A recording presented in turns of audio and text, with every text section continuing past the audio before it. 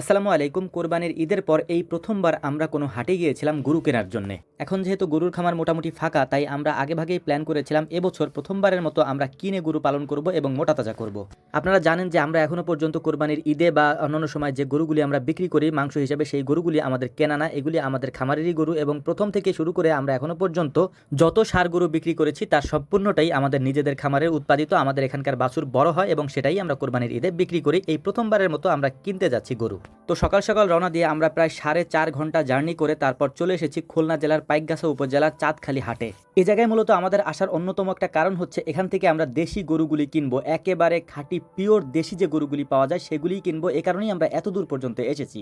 তো আলহামদুলিল্লাহ, এখানে আসার পর আমরা একটা জিনিস দেখে অবাক হয়েছি, সেটা হচ্ছে যে এখানে একেবারে দেশি পিওর গরুই পাওয়া যায়। এবং এখানে যখন আমরা আসতেছিলাম তখন পথে দেখেছি যে শত শত গরু ছেড়ে পালন করা হয়, এখানকার গরু বেঁধে পালন করা হয় না এবং এখানে তেমন একটা ঘাস পাতাও নেই, যে কারণে এই গরুগুলির স্বাস্থ্য দেখতে পাচ্ছেন তেমন একটা ভালো না, একেবারে শুকনা কঙ্কাল টাইপের। আমরা এই ধরনের গরুই খুঁজছিলাম, কারণ আমরা যেহেতু 3 মাস বা 4 মাসের একটা প্রজেক্ট করব এবং এই প্রজেক্টের জন্য এমন গরুই আমাদের দরকার এবং আমরা এখানেই এসেছি এই জন্য। মূলত এটা একেবারে সুন্দরবনের কাছাকাছি, যেহেতু একেবারে বর্ডার পর্যন্ত আমরা চলে এসেছি প্রায়।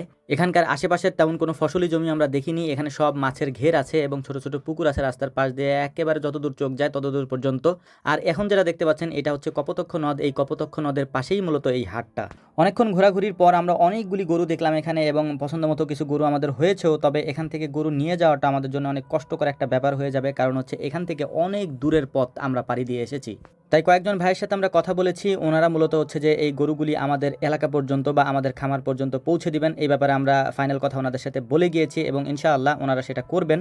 এর পাশাপাশি হচ্ছে যে গরুগুলি আপনারা দেখতে পাচ্ছেন, এগুলি ছোট সাইজের গরু। আপনাদেরকে আগেও বলেছি আমরা একেবারে দেশি পিওর গরু খুঁজতেছিলাম, মানে পিওর দেশি ছাড়া গরু যেগুলো থাকে পাথারে, সেই গরুগুলো। আমাদের এই অঞ্চলে এইসব গরু তেমন একটা অ্যাভেলেবেল না, ওইখানে একেবারে অ্যাভেলেবেল। তবে অনেকে দামের কথা জিজ্ঞেস করতে পারেন যে ভাই দাম কেমন। দাম মোটামুটি ধরেন যে গরু হিসেবে ঠিকঠাক আছে, তবে আপনি এটা মনে করতে পারেন যে হয়তো এখানে কম বা ওইখানে বেশি, এরকম না। গরু হিসেবে ঠিক আছে, তবে একটা বিষয় হচ্ছে যে এখানে অ্যাভেলেবেল গরু পাওয়া যায়। আপনি যদি 10টা চান 10টা পাবেন, 50টা চাইলে 50টাই পাবেন, এরকম পাওয়া যায়। এই কারণেই মূলত আমাদের এত দূর আসা। তো আমাদের জন্য দোয়া করবেন, আল্লাহ তাআলা যেন আমাদেরকে বারাকা দান করেন। আসসালামু আলাইকুম রহমতুল্লাহ।